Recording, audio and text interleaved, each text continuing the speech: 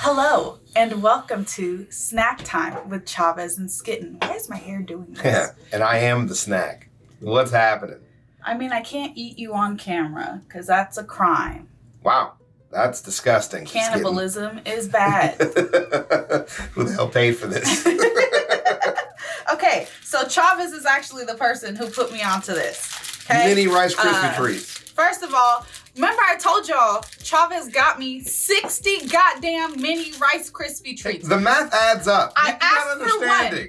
Anyway, first of all, what up, Ho Biscuits? It's your girl Skitten back at it again. We're here for Lindsay Nikole, but before we get to that, I'm gonna show you guys this delicious stack that my husband showed me. So, okay, take a Rice Krispie treat. Square. Look how little. 45 it's very calories. Small. Okay. Good source of carbs. Peanut butter. Any peanut butter that you like. This is just what we have. Since when do we buy Jif? No, we have a knife. Then you dip it in the peanut butter. Where's the knife? You can swirl it like a savage. That's what you should do. Or you can have some couth and decorum, okay? We know when you're in the kitchen by yourself at 2 a.m., you're not grabbing silverware, you're dipping. And then you spread it on the top. With your finger.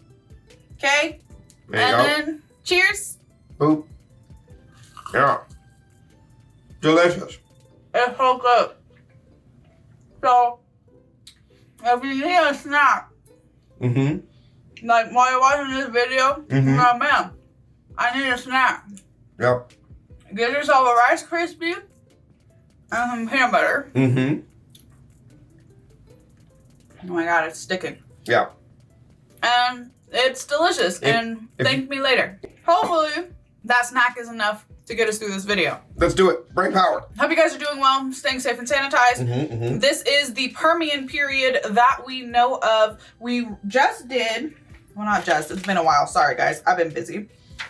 But the one we did before this was the Carboniferous period. We had plants, and it was also the age of insects. Eggs? Is there something about eggs now? Yes, eggs are new. And then I also have mammals versus reptiles, synapsids versus sauropsids. Also, sharks is in all caps. Sharks! Sharks! So I'm pretty stoked. Without further ado, let's go ahead and get started. Also, I'm trying to get a good balance of note-taking versus talking. So Chavez is going to be my note-taking monitor. I may say something. Skitten, you've been writing notes for the last 8 minutes straight.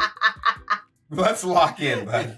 All right, before we get into the video, say hello to my new favorite shirt. It's just hard. Probably my favorite band of all time, in the top 2. It's In This Moment and As Tall as Lions. And last night, I saw In This Moment live, and it was sick. And I got this shirt, and you're going to be seeing a lot of it. It's a nice shirt, so. I had to make sure I didn't scream too loud last night, because I knew I was filming this video today. And it's going to be a long one. That's awesome. Buckle up. About 300 million years ago, the world was ramping up for its final bow to the Paleozoic era. It was the start of the Permian period, which lasted from 299 to 252 million years ago. Okay, 299. Sorry, this is important. The dates are very important. Yes. 299 to 252 million years ago. Yep. So we're getting pretty recent as far as this video is concerned. Right. And it's the end of the Paleozoic era. To go. Sharks and their relatives were equipped with some insane weaponry. The synapsids, i.e. our ancestors, and sauropsids, the ancestors to birds and reptiles, were starting a tug of war that has gone on to this day. But all of this would end in a devastation that would take the world into the age of the dinosaurs. Today, I'll be giving you the rundown and introduce you to some strange creatures you might have never heard of. My name is Lindsay Nikole, and this is the history of life on Earth.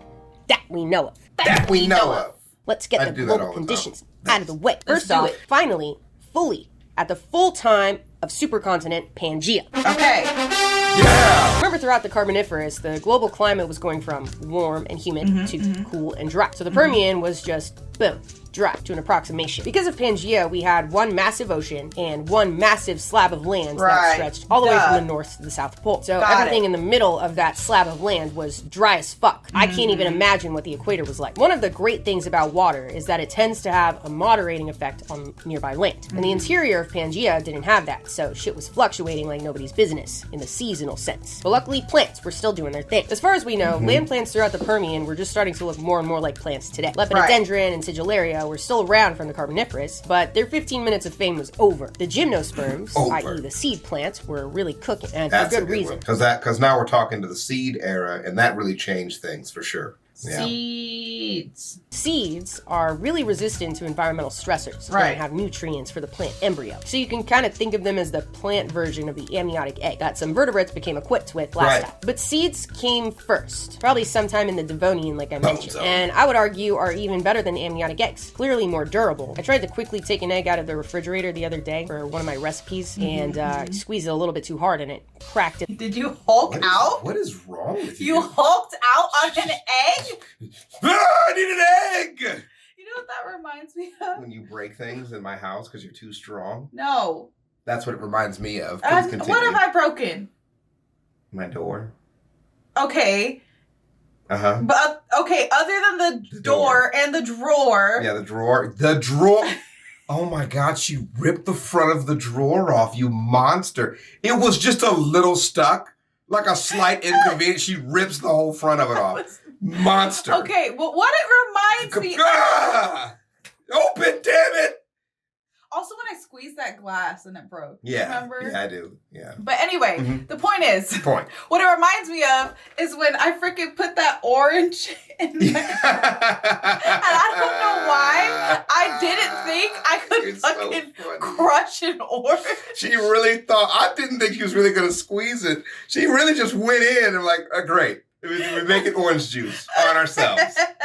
1 point for seeds. So anyway, Seeds. by the Permian, gymnosperms were the dominant land plants. Okay. That we know. Some notable species from the time were Glossopteris, arguably the most famous plant of the Permian, Walkia, Peltospermoles, just some classic mega ancient plant material. I know this next section usually comes later in the videos, but I just want to get it out of the way now. The trilobites. Trilobites! They're still around. Yeah! Looking pretty much identical to what they looked like in the Permian. Over 200 million years of this, the queens of consistency. Like I mentioned last time, they were slowly becoming less and less relevant. The couple of mass extinctions they had survived had taken a toll on it, and they weren't what they used to be, but they were still here. And that's saying something considering all the shit they went through. Now that we've reached the end of the Paleozoic era, there's a big shift in what the fossil record deems the icons of this period. In the Cambrian, we had a shit ton of invertebrates. Weird ones. Same with the Ordovician and the Silurian, sea scorpions, etc. The Devonian did have that big vertebrate transition to land, but there was also still shit like Mimetaster, or as many of you called it, Mind Taster. Which one is correct? I don't know. Doesn't really matter. And also shit like Gigalopolis. And then obviously the Carboniferous speaks for itself. But from now on, the vertebrates are the stars of the show. It is now the mega bone zone. Read my lips! It's a bone zone! That's not to say that invertebrates are suddenly not interesting. The fossil record just doesn't like them. Fossil record likes bones. Hell yeah. Thick bones. Who knows how many insane invertebrate species we've just lost to the rocks. I mean, think of Deep Staria, dude. That jellyfish alive today. There's no way there's going to be fossils of them 100 million years from now. Maybe of their resident isopod, but I digress. That's all to say that this video and the rest of the videos in the series are about to get heavily tetrapod. So, let's start off with the ones that are still attached to the water. Ironic. Allow me to introduce you to Eriops, a big-headed amphibian that lived in lowland pond, stream, and floodland habitats. They got to about what a goofy little design. Jesus. Eriops. 6 to 10 feet long and weighed up to 450 pounds, and had a pretty ossified, i.e. rigid, skeleton to support their massive body while they moved around on land. Fossil evidence suggests they still had their lateral line, that fish thing for movement in the water. So they probably hung out on land and then went dining in the rivers and swamps for delicious fish and other amphibians. They also had a mouth that was seemingly very suited for crushing, so their diet might have had some shelled creatures in the mix as well. Another amphibious icon of the Permian is Particapants, which is quite gharial crocodile-like in form. Most specimens found have been 6 to 8 feet long, which is pretty intense. But the largest fragmented specimen ever found suggests a max length of 18 feet long, which is just horrific. Well, that's terrifying. Oh, things are getting big, dude. Oh my God. Yeah. Jeez. Actually, some of the largest crocodiles alive today are about that length, so I guess it's just neutral by today's standards. Or, I guess if you didn't know crocodiles could get that big, then you got two horrific things for the price of one. I don't know. Let me know. Unlike Eriops, who seem to have spent their time kind of 50-50 between land and water, Rhinosuchus was definitely in water. Hydrophilic, if you will. Based on the lack of powerful limbs, they likely swam like crocodiles today, using their long, powerful tails to propel them through the water, while the limbs were more for steering and stability. Given their max size, they were potentially apex predators of the waterways, snatching up fish and other amphibians like nobody's business. They which had would have jaws. sucked for fish and other amphibians. The last amphibian in the Permian lineup was actually discovered just in time for this video. Kermitops, named after Kermit the Frog. Great timing if you ask me. Despite being named after the beloved frog. I gotta write down Kermitops. Kermitops was not a frog. Frogs did not exist yet, that we know of. Not until the next period. They were more of a salamander, but we don't really have any famous salamanders they could have named it after. Right. So, boom.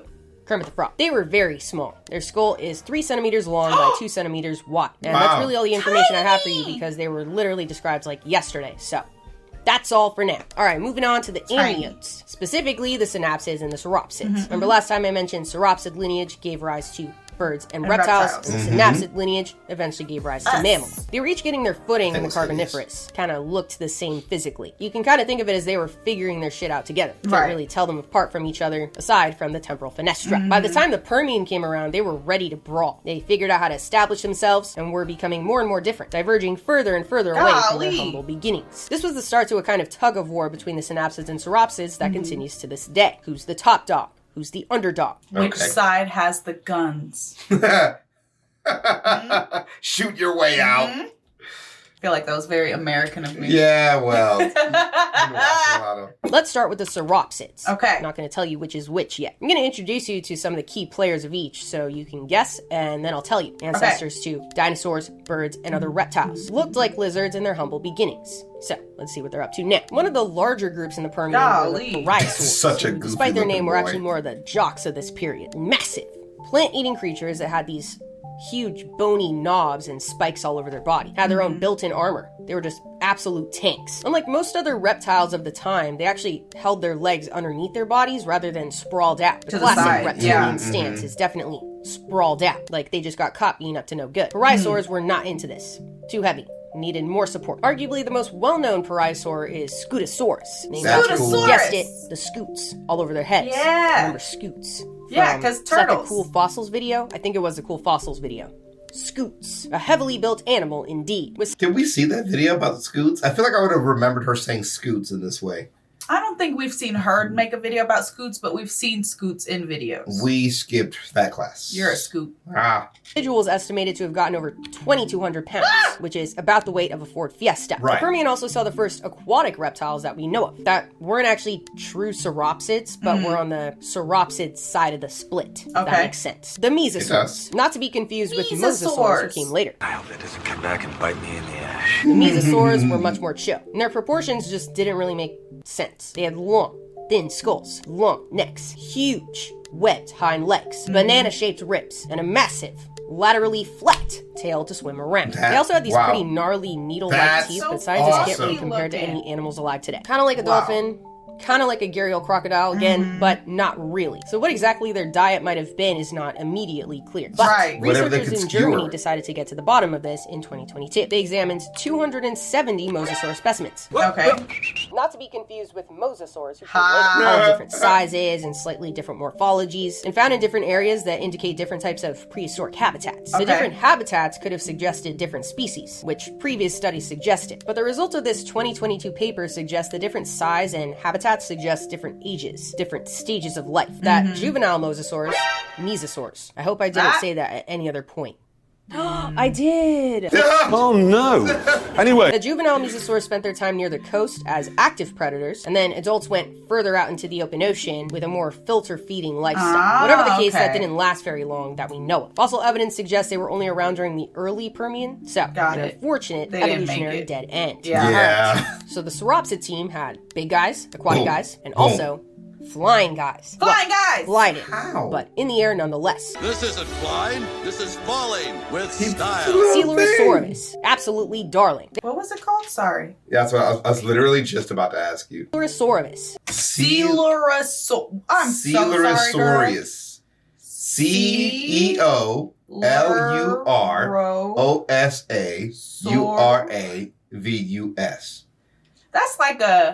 That's like a spelling, a Keela in the B ass fucking word, bro. Nah, that shit is, that's when you get that word, you're like, got it. Origin, please? And then you start taking your stuff off. Could you use it in a sentence? Look, a Coelurosaurus. Coelurosaurus. Absolutely darling. They had these elongated rod-like bones. Also, I have an elongated rod-like bone. Along the sides of their body that supported a wing-like. Do you want me to leave that in? I just thought it should be known. Do you want me to leave that in? What do you want me to say? Yes or no? Why are you asking me for? I'm asking. Why? If when I'm editing this video. Yeah. And this video goes out to the public. Where people are there. Hi. And people are watching. I know you're there. I'm in somebody's living room. Do you want me to leave that joke in? I just thought I should. It was a good time. Well, I couldn't wait till later. The joke wouldn't make any sense. All right, I'll leave it in. I asked him. What do you want I gave him a chance to say no. Edit that out. Then on business. Play the video. They have these elongated rod-like bones along the sides of their body that supported a wing-like membrane, allowing them to glide from tree to tree, kind of like a flying squirrel or a sugar glider, whichever you prefer. They also had sharp, curved claws for gripping bark, so they could climb up trees. Right, for skewering their prey, just randomly. Coconut crabs today. Gliding as an adaptation just makes sense. Forests were getting more and more dense, and the trees were getting a bit crowded. Not necessarily the place you would go to avoid becoming a snack. If the predator can climb too, you're screwed. So boom, glide away. Easy peasy. Before we move on to the next group, I want to tell you about today's sponsor, Delete Me. Raise your hand if you like when your personal information is potential person want delete me of you. Thank you, Delete Me, apex predator during this time. Somewhere small, whatever's easier, and get started protecting your privacy. Thank you, Delete Me, for sponsoring this video. Now, on to the synapsids, whose diversity was absolutely nuts during this time. Some were small, insectivorous species, while others were large, apex predators, and some of the largest terrestrial vertebrates of the period that we know of. Let's start off with the most well-known synapsid of the time, Dimetrodon. You've probably heard of them before. They get grouped into dinosaurs pretty frequently because of their appearance. You're gonna guess it's a mix-up with Stegosaurus, but they were not the same as Stegosaurus. Not even close. Dimetrodon is iconic on its own. They've been featured in the Jurassic World TV show, probably Land Before Time, best show ever. They were also in those little toy sets they used to sell at Michael's. I specifically remember that. Any dinosaur franchise shit, I'm willing to bet Dimetrodon is in it at some point. Even though they're not but again, dinosaurs. they don't belong there. Yeah, we saw that when we went to the one in New York or whatever. And I was just so mad that it wasn't in the dinosaur section. I'm like, what is it doing here? Now we know. Right. Permian synapsids. They were like your great 3 weeks later. grandfather's cousin, and they were totally and completely badass. They could get to over 12 feet long and had this massive sail on their back that seems to have been used for thermoregulation, i.e. maintaining a certain internal body temperature. Blood pumped into the sail could have been warmed up in the sun or cooled down in a nice breeze. And that sail makes for some of the sickest fossils I've ever seen in my entire life. Mark my words, I will be getting that skeleton tattooed on me. Get me that skeleton. That's Sorry, a good Mom. one. I'm not done. Before we get to the next synapsids, I have to address, you might be thinking, wait, what the fuck? When did thermoregulation become a thing? Or you might be like, what the fuck is thermoregulation? So you know, some people refer to animals as warm-blooded and cold-blooded. Like cats are warm-blooded and snakes are cold-blooded. Hold on. Odie.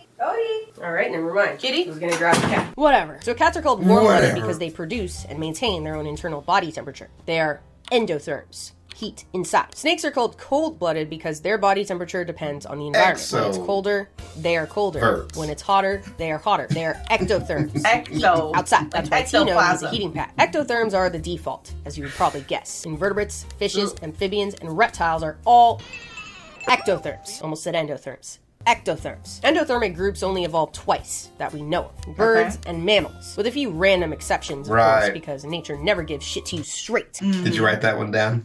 Endo versus Ecto? Endo. PlayStation, Nintendo. Smoking on that Endo.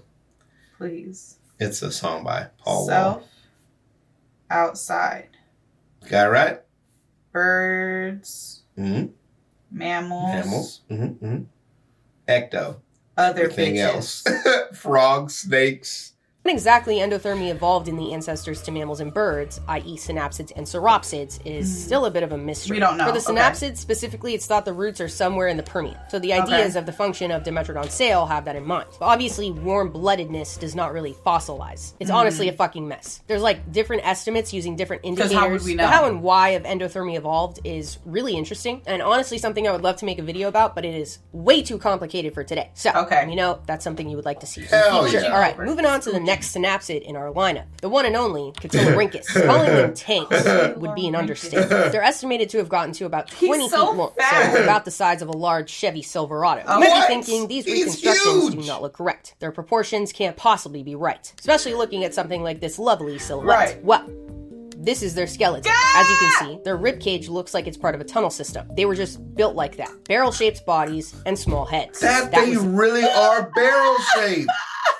What? Their thing. And leaf-shaped teeth to chew on high-fiber plant material, which was then digested quite efficiently in the barrel. Just so you know, we have barely gotten started with synapsids, because during the Permian, a new group of them arose that would eventually give rise to the mammals. The therapsids. I know it sounds almost exactly like synapsids, but therapsids. A new group within synapsids. And now we are jumping into them. Starting off at the top of the food chain. Let's play a little game. What do you get when you mix a pit bull and a snake and a saber-toothed cat? Get a thought in your head? Wow. Get Oh, that is so cool.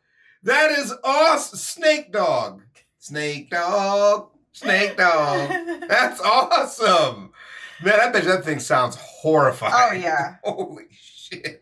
A gorgonopsid. Gorgonopsid. Predatory. Therapsids. What? Yeah, we are not fucking around anymore. They're considered the dominant predators of the Permian that we know of, and included species like the classic Gorgonops, Inostrancevia, Rubigia, and Soroctonus. Badass names if you ask me. Gorgonopsids were juiced the fuck up. They use their saber teeth to deliver slashing bites to their prey and intimidate their competitors. Damaged and healed skulls suggest that Gorgonopsids also bit each other's faces. They engaged in face biting with each other. Absolute. Nice. Bite your face. Listen, my insurance don't cover that.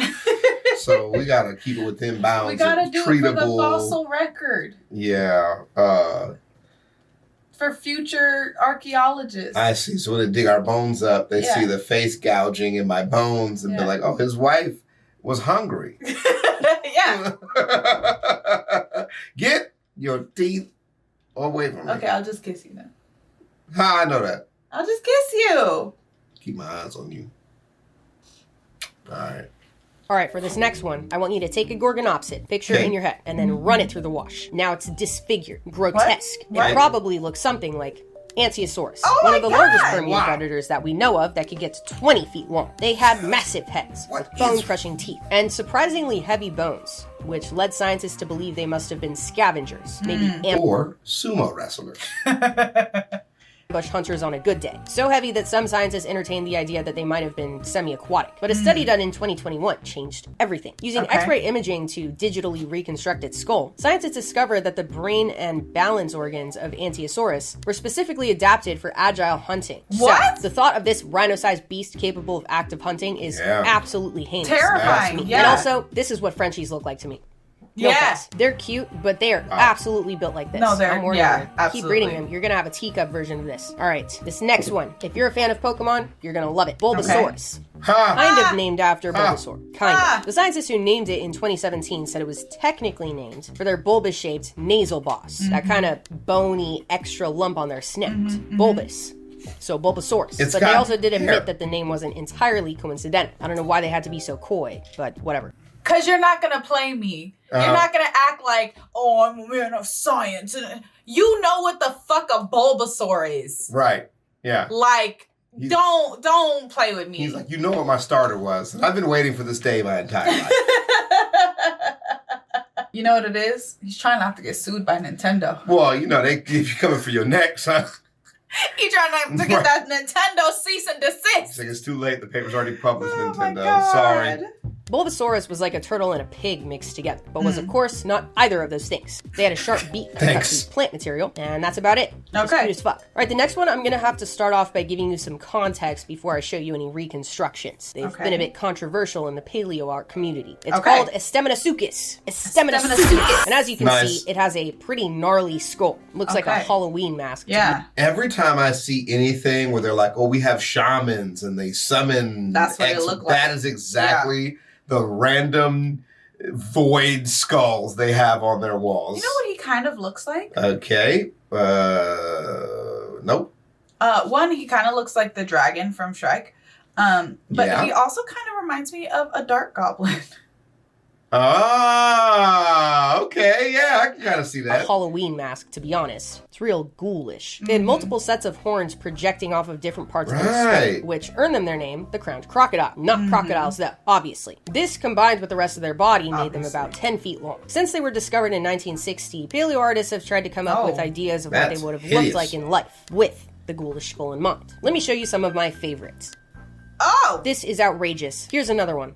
And this one just looks like it's up to no good. There's this concept that's talked about a lot when it comes to reconstructing extinct animals called shrink wrapping. You might have seen this go around Twitter a while ago or wherever you peruse the internet. It's a good visual example of this. Essentially the idea that a lot more goes into the physical appearance of an animal than just their skeletal features. Soft tissues, which are only seen as impressions in some of the most well-preserved fossils in the world, which are we don't obviously know. very rare. Here's an example of what reconstructing an elephant, zebra, and rhino would look like without taking soft tissues into account. Yep. Yeah. Heinous. That's not to say that all reconstructions of anything ever are wrong, or don't take soft tissues into account. They've definitely gotten better with time. It's really just about keeping it in mind. Are Asteminosuchus reconstructions the way they are because of shrink wrapping? Some of them for sure, but there are definitely some that seem more practical. Asteminosuchus! That's enough of that. So we've talked about some synapsids. We've talked about the members of a group that arose out of synapsids. Therapsids. The therapsids. And there's one specific group of therapsids that you should hold near and dear to your heart. Okay. The cynodonts. Our great One eternity later. grandpa, which means yes, we are also cynodonts, and also technically therapsids, and also technically synapsids. There are a lot of hats. Let me do a little quick visual. Okay. I still have the whiteboard. Hold on 1 second. This is like the crab video all over again. We've got the larger group, synapsids. Yeah. Inside of that, we've got therapsids. Okay, Wait, I wanna rewrite draw that. Yeah, one. draw this. Okay, we're drawing. Hold on. Okay. Wait, how many circles? Like, okay. And then Oh, baby, you start on the Therapsids. inside and go to the outside. No, I got it. I got Oh, it. jeez, Rick. I got it. Oh, geez, Rick. Here we go. Yep, and there. Now you have no room. So you know what you do? No. Underneath, right? One. And then put the name synapsid. No. Underneath. There you go. One. Synapsid. Two. No, go underneath. Yeah.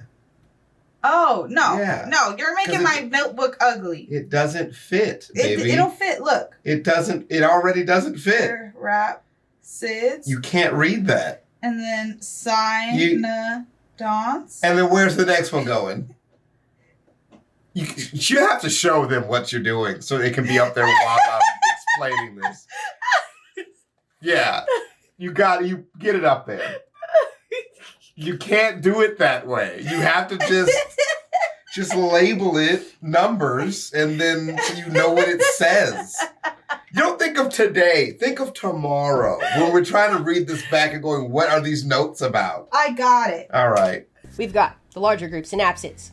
Inside of that, we've got therapsids. Inside of that, we've got cynodonts. Inside of that, we've got mammals. And inside of that, we have us. Necessary. And inside of that, we have me and you. Yeah, we're in the middle of that. Playing Diablo and shit. Okay. Just fucking hanging out. Wait, there we go. Probably All this not. I wasn't evolution. necessary at all, but whatever. Cynodonts were a step further in the long line of mammalian evolution, which of course they were unaware of at the time, but you know what the fuck I'm talking about. They had a set of more mammal-like characteristics that live on in us today. Like differentiated teeth, incisors for cutting, canines for piercing, and cheek teeth for grinding. The word cynodont means dog teeth. Teeth like a dog. They also had a more mammal-like brain case, the case that encompasses your brain. And my favorite, a secondary palate. There's a good chance you're eating while watching this video and breathing at the same time. You can thank the cynodonts for that. The development of the secondary palate allowed cynodonts and their descendants to chew and breathe at the same time. Hilarious that they You know couldn't how do much that it sucks to before. eat when you have a stuffy nose because you can't breathe? Thank the cynodonts, that's not your everyday reality. Right. Apart from being groundbreaking, the cynodonts were cute as fuck. They came in a variety of sizes, but were generally understood to have hair, and a lot of them were really small, which is just cute. Whether or not they had whiskers is kind of where things get fuzzy. There's some evidence that cynodonts might have had them, but that's still up for debate. Whiskers today are found in marsupials, i.e. Australia, and placental mammals, which is everything that you think of as a mammal, the classic mammal. The whiskers are lacking in monotremes, which are egg-laying mammals. Yeah. Like the platypus and the echidna. Let me draw a little diagram. Okay. So, mammals. Whoops. So marsupials and placental mammals are more closely related to each other than monotremes. Both of these two groups have whiskers. So it seems as though whiskers must have evolved within the common ancestor of marsupials and placental mammals. That common ancestor was alive in the late Jurassic period. But some papers have noted the presence of whisker pits in Permian age cynodonts, arguing they did have whiskers. So what's the consensus? There's none for now. More research must be done. At this point, you're probably thinking that was a lot of synapsids, lots of diversity. But one thing that the sauropsids had a leg up in was aquatic or semi-aquatic lifestyles. Some groups went back to the water. Well, joke's on you, I'm not even done with synapsids yet. And there are some that seem to have displayed semi-aquatic characteristics, possibly. Like Perplexosaurus. Cute as fuck. Like Perplexosaurus. He's just dumbfounded. I think it's hoodwinked. I gotta write that one down. I am Perplexosaurus. Dumbfounded, brother. Like Liliodrhynchus, closely related to Cotyledorhynchus. Yeah, I was gonna say he's another Rhynchus. I wrote many pronunciations on the side of this script. And even one possible cynodont, Procynasuchus, maybe kind of like a fishing cat. And we're still not even done with the synapsids because I found a couple that kind of qualify as the strange specimens. So let's just keep the ball rolling. Allow me to introduce you to Eucambrosia mirabilis. Just a fucking mouthful of a name. And potentially the oldest venomous vertebrate ever found. Telling you synapsids were fucking on one during the Permian. I say potentially because the consensus has been reached on a shaky ground. So let me give you the whole rundown. Back in 1931, paleontologist Robert Broom describes Eucambrosia after discovering its remains in South Africa. He noticed a little depression, or fossa, behind each of its upper canine teeth. Robbie thought they possibly housed salivary glands. A year later, paleontologist Franz Nopcha von Verschusilvash. Easy. Call him Frank, because that name is wicked. Frank proposed that the fossa housed venom glands, i.e. spicy salivary glands. People loved this idea, understandably so. That is a badass hypothesis. So people kind of just went with it without looking into it very much. A few decades later, another scientist said Eucambrosia had deeply grooved teeth. Is that an artistic rendering of this thing eating another baby thing? Yeah, just like devouring the child. Okay. Yeah, with a cute little face too. Right, you know you know what it's like? Like seals. Yeah. Yeah. Just a cute little face. I'm brutal. Right. Yeah. Later, another scientist said Eucambrosia had deeply grooved teeth, deeply grooved canine teeth, which could have allowed it to deliver that venomous bite. But turned out that was wrong. He likely misinterpreted earlier drawings. But this misinformation was like the highway to hell for the scientific community. They were going for it, and they seemingly had evidence to do so. Fast forward to 2022. What do we have now?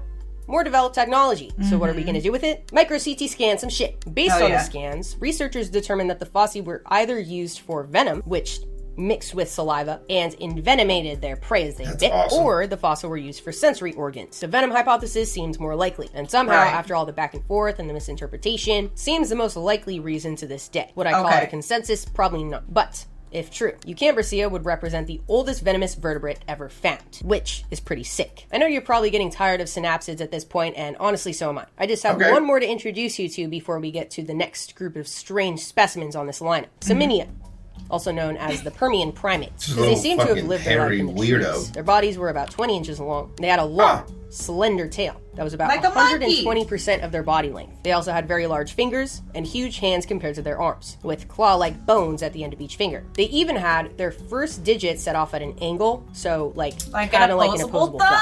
Pretty cool. All right. That's it with the synapsids. I know that was a lot. I'm gonna be honest, I wasn't expecting it to go on for that long, but I kept running into species that I felt like I just had to include. And then there were a couple times that I thought I found another sauropsid, but it turned out to be a synapsid, like Bulbasaurus. But what are you gonna do? You have no power here. So, who was ahead in this tug of war during this period? I think it's safe to say that what I presented suggests that synapsids ran shit during this time. They were the dominant group. Did I maybe favor synapsids too much and not make it an even fight by human error? Probably. I like synapsids more. I'm not afraid to say it. I like our lineage more. And there's definitely something to be said about the fragile nature of the fossil record. It favors big, thick-boned animals, not tiny lizard-like creatures. One paper published a few years ago started to address this. The Permian has always been considered the age of the synapsids, but was that really the case? There are plenty of smaller synapsids that have been historically overlooked, and as more and more are discovered, they might end up taking over in terms of overall diversity. It was just a lot of lizard-looking things. They were still very lizard-like in shape. So me personally, I'm cool with it being the age of the synapsids, because they were weird as fuck and also cool. But let me know where you stand. And let's move on to a different different group. The next Okay. strange All right. specimen is another one of the most well-known animals from the Permian. We've actually talked about them before on this channel. So I wanted to bring on my good friend Christian, also known as Shark Bites, to give his own twist about on sharks? this introduction. He's a marine biologist and shark scientist, and is the guy to turn to for everything sharks. And Okay, let's shark it up, dude. I'm ready. and shark relatives. If you've never seen his content, you're gonna love him. So I'm gonna turn it over to him now to introduce Okay. you to the last two strange specimens on this lineup. Hi Lindsay, thanks for having me on the channel and thanks for giving me the task of He's talking not to you guys American, through is he? some messed up Permian sharks. I'll admit my speciality revolves around living sharks, but you gotta love the extinct ones because they are downright odd. I just didn't. I just expected him to be American, and You he can tell wasn't. because of his haircut. Very foreign of him.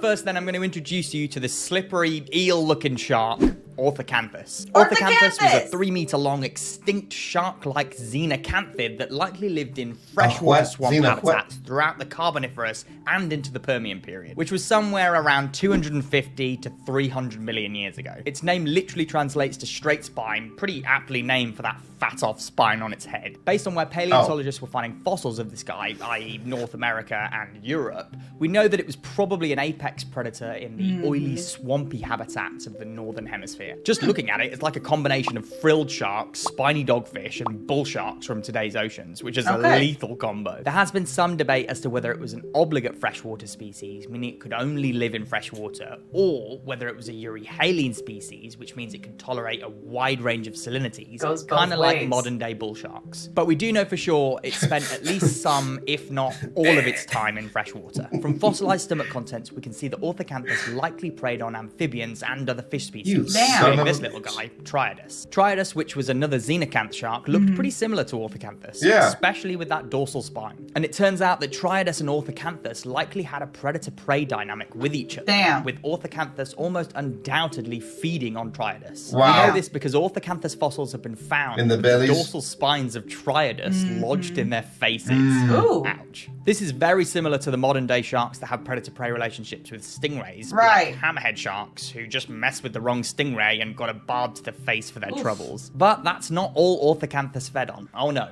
In tough times, this prehistoric sicko likely fed on its own offspring. Hell yeah! Yep, that's right. Every now and again, Orthocanthus ate its own babies. Eat the babies! Professor Mike Benton, along with his co-authors in 2016, analysed the contents of Orthocanthus coprolites, aka fossil poo. They knew that it was the poo of Orthocanthus because they had a funky-shaped corkscrew rectum, which meant their poo came out spiral-shaped, so it's relatively easily identifiable. And within those coprolites, they found a shitload of juvenile Orthocanthus teeth, confirming that they probably ate their own offspring. That's known as filial cannibalism, by the way, for those of you out there that for some reason were wondering what the definition was. The scientists aren't 100% certain on why they did it, but because freshwater swamps are being colonized by loads of freshwater fish. Babies are a fantastic source of nutrients. That is going to be horrific out of context. That is just going to be so brutal to you in the very near future. That has already aged poorly. It just happened. I just mean... Yeah, they don't care.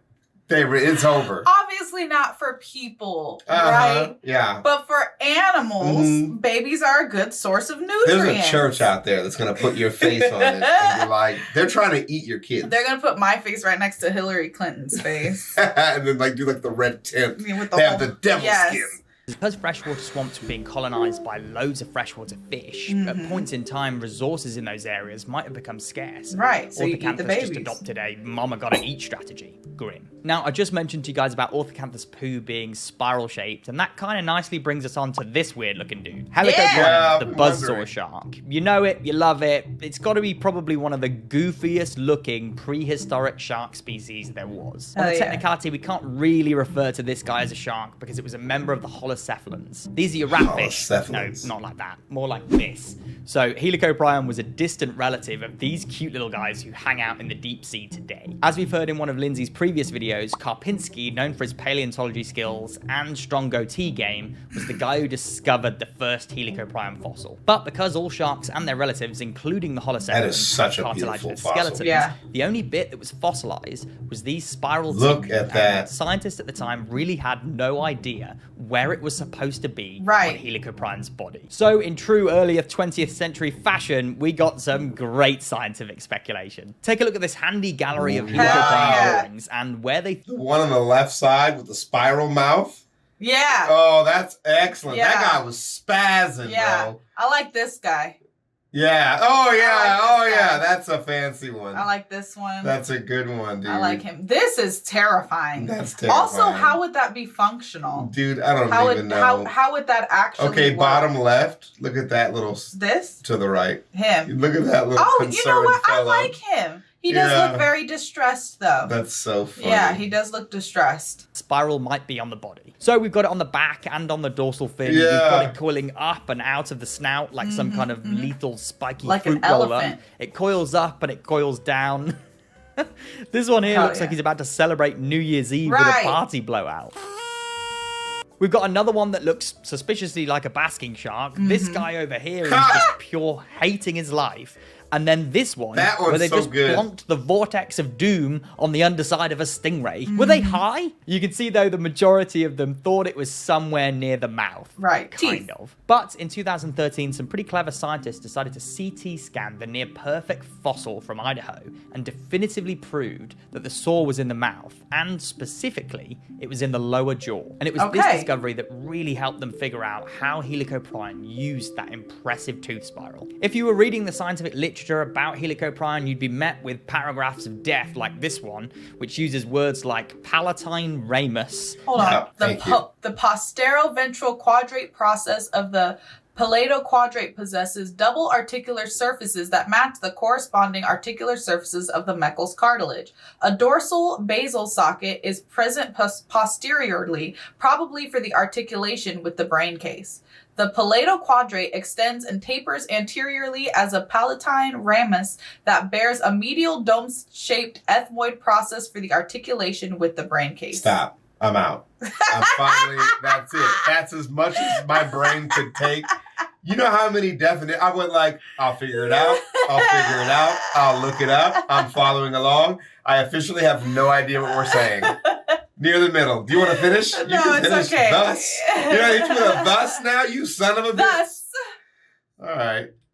Like this one, which uses words like palatine ramus, Which means and what to me? ethmoid process. Which means what to Instead, me? you guys are going to get the sharp bites explanation. Hell yeah. Contrary to their buzzsaw namesake, Helicoprine's tooth spiral didn't spin around in their mouths, chopping up everything in its path like a bad accident. in a workshop. Unfortunately. It was Yeah. actually fixed in place apart from when it was growing. J.B. Ramsey in 2015 suggested that because the spiral was shaped how it was, it couldn't feed on hard prey because hard prey would just slip out Slip of the out, jaws. yeah. Try and cut a walnut with a pair of scissors and you'll get what I mean. Exactly. So because of this, they'd feed on soft prey items like squid because they'd easily be captured and trapped by the tooth spiral. But it was also suggested that they fed on ammonites. Ammonites had hard shells though, so how did they Right, eat them? how? Well, the Helicoprion would approach its ammonite prey with its mouth open wide. and scoop the it out. soft body of the ammonite would be entailed on the tooth spiral, and as the jaw closed, those teeth would pull the soft body into the mouth and down the Yeah. oral cavity, Like while the upper crawfish. jaw would simultaneously close and push away the hard shell. Helicoprion would literally teeth slurp those ammonites out of their shells. Right. That is grim.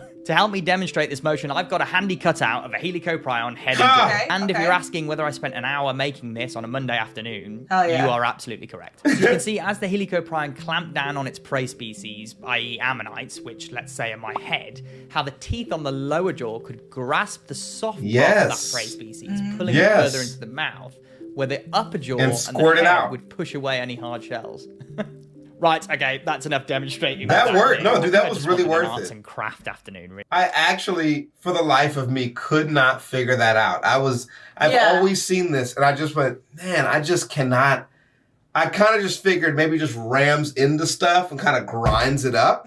I was thinking of it more like a grinder. Okay. And I was thinking, they're sharp teeth, maybe they're kind of sharp and flat, Yeah. and they kind of grind food, or maybe they have a hard top tooth. You know how we've seen those big ribbed long teeth? Yeah. So I was kind of thinking maybe like it smashed hard shell Yeah, things or yeah. something like that. But a slurping mechanism is actually so sophisticated. That makes sense. Yeah. Yeah.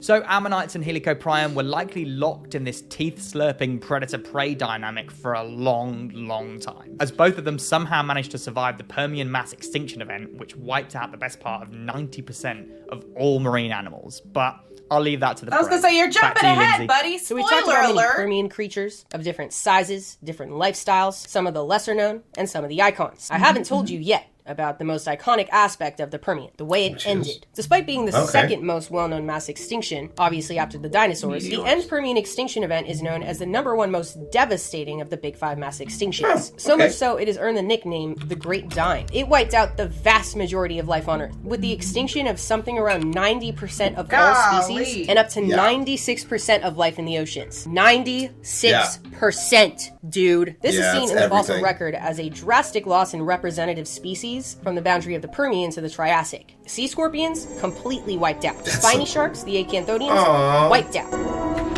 The trilobites, completely wiped out. We're done with them. The Great Dying was not fucking around. With a catastrophe of these proportions, as you would probably guess, there are plenty of hypotheses as to why this happened. What could have caused something like this? I'll break down a few of them that have evidence. The first, an asteroid impact. Of course, the idea of an asteroid has to be thrown into the mix. Geologist Gregory Redelec found quartz crystals with microscopic fractures in rocks from Australia and Antarctica that line up perfectly with the Permian-Triassic boundary. He said that pressure greater than a nuclear bomb would have been needed to create that type of quartz, and that could have only been from an asteroid. If true, the asteroid would have released massive amounts of toxic gases, blocking out the sun and causing temperature drops, acid rain, and darkness, and life doesn't like any of those things. Another theory points to a lack of oxygen in the deep ocean. English geologists Paul Wignall and Richard Twitchett found evidence of ocean anoxia in rocks that formed in shallow waters during this time. They suggested that a lack of ocean currents, possibly due to an absence of ice caps, could have allowed anoxic water to build up, spread, killing off marine life. It just did? Maybe a component. But the most widely accepted theory is volcanoes. And there is plenty of evidence for this in Siberia. The Siberian traps are a massive area of lava flows that cover like 1 million square miles and date to the end of the Permian. Did you know that Siberia was lava flows? Yeah, no. I had no idea. 1 million? That's crazy. Bro, what? Area of lava flows that cover like 1 million square miles That's and nuts. date to the end of the Permian. Apparently, the amount of lava produced would have been enough to cover the entire planet in 20 feet of it. That's a lot of lava, if you ask me. But it wasn't just the lava that caused problems. It was the volcanic gases that were released at the same time. These gases would have led to the acid rain, the blocking out the sun, with sulfate molecules, which would in turn cool the earth. I know it probably seems like lava would make shit hotter overall, but no sun equals cold. But it's the end sun beats result. lava. This would have led to glaciers at the poles, which would have obviously sucked up ocean water, leading to lower sea levels, leading to the destruction of shallow water ecosystems. Pair that with the carbon dioxide from the volcanoes and organic matter being broken down, and boom, you've got a greenhouse effect. Wow. And a nasty one at that. Of course, it was probably a few of these scenarios that got served as a combo that led to the mass extinction. The perfect storm to cause the biggest catastrophe the world has ever seen, that we know of. But life still managed to find a way out of it. Obviously, we're here talking about it, and we're not even halfway through the series. This was probably the closest to the end of the world animals ever saw, but it was still not the end of the world. Every species alive today can be traced to an ancestor that made it out of the Great Dying, which is pretty crazy when you think about it. The world is unbelievably diverse. Millions and millions of species, and that's all because of the few that survived. And that brings me to the last species on our lineup that I want to introduce you to. I know, this late in the video is a bit jarring, a bit unsettling, but class is not over yet, so sit down. There's one animal in The bell doesn't dismiss you. I do.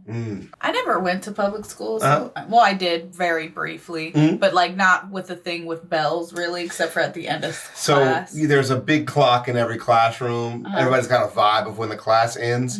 But the sound of binders zipping up triggers some teachers. Just like they can't stand. Because you got these big ass binders with all these folders in them. But I got to pack the stuff up to get in the hallway to walk to this class. I'm trying to leave. 5 minutes before we start zipping up, they're like, I know you guys aren't done. We're like, it's over, teacher. I'm sorry. We're done here. You're not done, but I'm done. There's one animal in particular that's often talked about in the context of this extinction, and the fact that it made it out. Lystrosaurus. You guessed it, another synapsid. Closely related to Bulbasaurus, as you would probably guess from the beak, and also very cute. Like Doomsday Preppers today, they liked burrowing in the ground. Their mix of traits suggests they were built for arid environments, and the presence of closely spaced growth rings in the tusks of South African and Antarctic species suggests they might have been some of the earliest animals to hibernate that we know of. This combination of behaviors and traits ended up being very useful during the mass extinction. They were all over the place, and based on the fossil record in the early Triassic, they were the single most common vertebrate on land. But they were a dead end, as far as we know, because the process of recovery on Earth was not an easy one. It would result in a new wave of nature's trial run that included some of the most bizarre vertebrates the world has ever seen, that I'll be introducing you to in the next episode, the Triassic. Okay. So stay tuned for that. The Paleozoic era is over, and I have a little surprise for you next week. I've been working with a team to add some cool components to my videos, and we're going to be doing a little test round of it. Gian and I are putting together a compilation of all the videos so far to be like a Paleozoic era compilation, and the team I've been working with is going to mess around with some of those cool components that I'm talking about. So stay tuned for that. It's going to be a long-ass compilation with new stuff to find. So I hope you're excited. So be sure to subscribe so you watch the history of life on Earth unfold. This was so good. Thanks for bringing me to this one. I really enjoyed it. I had a great time. I love learning about all of this stuff. Yeah. You know, all of this information is like so new to me. You know, like I've heard sprinkles like here and there, obviously like mentioned in Lindsay videos and other videos, you know, but like getting it all in like one cohesive space is like, it's so fun for me. And it's so informative. This is the deepest I've ever been on this part of, you know, historical, animal, zoological, everything I want to know is just dinosaurs. I've never cared about really anything else. So this is cool. Trilobites and dinosaurs is all I really cared about. So the lead up to dinosaurs though is so fascinating and it's so interesting. And then to think about, look at all these like funky animals and these funky renderings and then be like, I came from that. Man, like that's crazy. Man, we're so far from this. That's insane. But yeah, man, this was awesome. But kind of sad that this part's over. Yeah. So it'll be kind of weird transitioning into like a more. I'm excited. You know. I'm ready. I almost said more modern, but. I mean, modern, relative, right? I hope you guys enjoyed the video. Don't forget to leave your reaction requests and recommendations down in the comments below. And other than that, peace out, Ho Biscuits. It's Skittin' Lit.